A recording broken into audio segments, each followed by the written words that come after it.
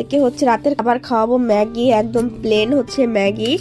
1.5 বছরের বাচ্চা রাতে খাবে, আর কিছু খাও না। এখন হচ্ছে কটা বাজে? এখন হচ্ছে 6:54 বাজে। আর এই দেখো,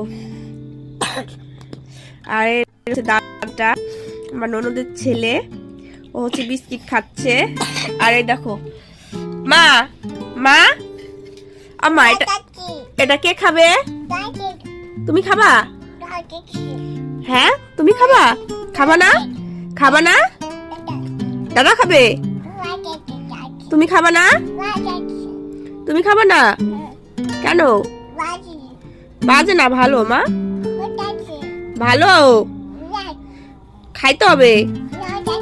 হ্যাঁ তোমার খাবার, তোমার খাবার। হ্যাঁ তুমি গল্প করো। আর এটা হচ্ছে গরম জল, একটু ঠান্ডার মধ্যে একটু মামা গরম জল খাওয়ালে বাচ্চাদের ভালো হয়, যার জন্য মনে করি ম্যাগি। আর এটা হলো জল, এটাই হচ্ছে ওর হচ্ছে মানে এটাই খাওয়াবো রাতে। এটা খাওয়ালে আমার মেয়ে ঘুমিয়ে যাবে আর কাল সকালে উঠবে। তো আমি এখন 7টা বাজে, 5 মিনিট বাকি। ওকে বেশি কিছু দেই নাই, ম্যাগিটাই রাতে খাওয়াই। তো এই পৌষ মাসের শীতে, এই শীতে হচ্ছে বাচ্চাদের মুখটা ফেটে যায় রাতে ঘুমালে, কারণ ওরা মুড়ি দিয়ে ঘুমাতে পারে না। যার কারণে মনে করো আমি ওর খাওয়ানো শেষে উমামা জল করেছিলাম, ওটা দিয়ে মুখটা সুন্দর করে মুছিয়ে নিলাম। আর মুখটা মুছানোর ফলে ময়লাটা কেটে গেল। আর ময়লাটা কেটে যাওয়ার ফলে মানে গামছা দিয়ে মুখটা সুন্দর করে আমি মানে মুছে দিলাম। এরপরে আমি ওর মুখের ক্রিম, যেটা আমি ওকে দেই, ওই ক্রিমটা আমি ইউজ করি, ওটা রাতে ইউজ করি। ওটা দেওয়ার ফলে আর মুখটা ফাটে না।